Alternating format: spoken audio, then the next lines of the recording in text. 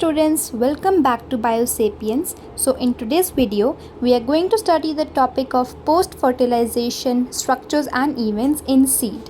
So without any further delay, let's begin the video. Now first understand कि seed होता क्या है. Seed sexual reproduction का final product होता है जो कि एक फर्टिलाइज्ड ओव्यूल भी होता है. एक टिपिकल सीड में होता है seed coat, cotyledons and embryo axis. अब समझते हैं कि कॉटिलेडॉन्स होता क्या है. तो कॉटिलेडॉन एक सिंपल सा स्ट्रक्चर होता है जो कि थोड़ा सा थिक और स्वोलन होता है क्योंकि कॉटिलेडॉन्स के अंदर फूड रिजर्व्स स्टोर रहते हैं. मैच्योर सीड्स टू टाइप्स के होते हैं. फर्स्ट नॉन एल्ब्यूमिनस जिसे हम एक्स एल्ब्यूमिनस भी बोलते हैं and second type is albuminous. इसके मीनिंग्स हम आगे समझते हैं. हमने ये ऑलरेडी डिस्कस कर रखा है. जो एंडोस्पर्म बनता था वो सीड जर्मिनेशन के टाइम पे न्यूट्रिशन प्रोवाइड करने के लिए हेल्पफुल होता है.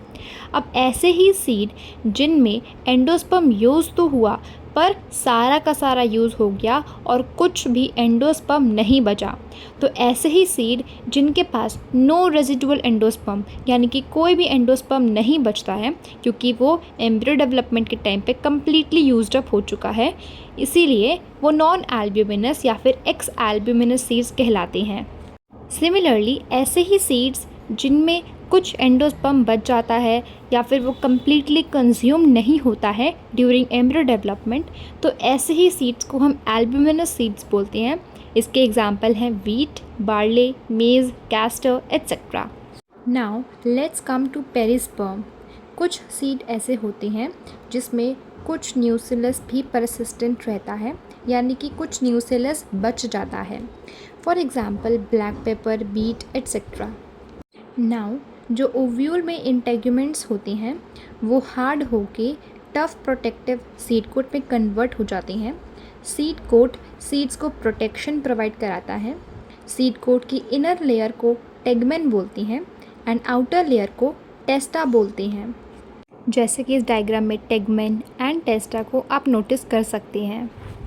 माइक्रोपाइल एक स्मॉल पोर की तरह सीड कोट पर ही रहता है जो कि सीड जर्मिनेशन के टाइम पे ऑक्सीजन एंड वाटर की ट्रांसपोर्टेशन में हेल्प करता है.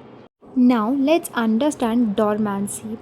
तो डॉर्मेंसी एक इनएक्टिविटी की स्टेट है यानी कि इस स्टेट में कोई भी सीड जर्मिनेट नहीं कर सकता है और इस टाइम पे सीड का मॉइस्चर कंटेंट भी 10 to 15% कम हो जाता है.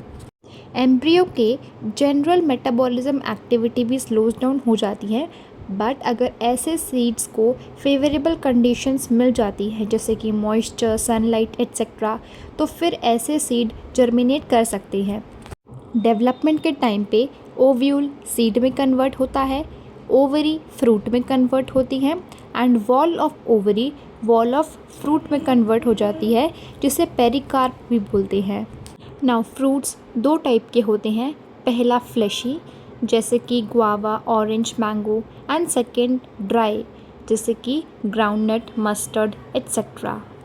अब और दो टाइप्स के फ्रूट्स को पढ़ते हैं. पहला है फॉल्स फ्रूट.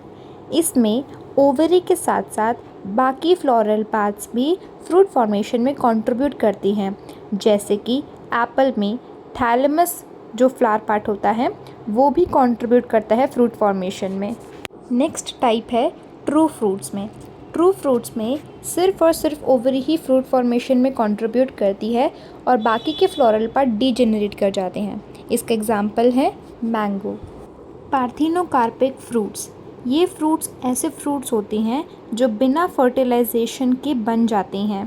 ये फ्रूट्स सीडलेस भी होते हैं यानी कि इनमें बीज नहीं होते हैं. अब बीज इसीलिए नहीं होती है क्योंकि फर्टिलाइजेशन ही नहीं हुआ है. सीड तो फर्टिलाइजेशन का प्रोडक्ट होता है. अगर फर्टिलाइजेशन ही नहीं हुआ तो सीड्स कैसे होंगे. प्लांट में ग्रोथ हार्मोन के एप्लीकेशन की हेल्प से भी पार्थिनोकार्पी को इंड्यूस कर सकते हैं. Example banana fruit. Now seeds offer certain advantages to angiosperm. पहला न्यू हैबिटेट्स में डिस्पर्सल करने के लिए सीड्स के पास बेटर एडेप्टिव स्ट्रैटेजीज़ होती हैं जो कि इन स्पीशीज़ को हेल्प करती हैं बाकी अदर एरियाज़ में भी कॉलोनाइज करने के लिए। सेकेंड एडवांटेज इज़ दैट कि सीड्स के पास सफिशेंट फूड रिजर्व्स होता है जिसकी वजह से यंग सीडलिंग्स को नरिशमेंट मिलता है तब तक जब तक वो खुद से फोटोसिंथेसिस करने के केपेबल ना हो जाए।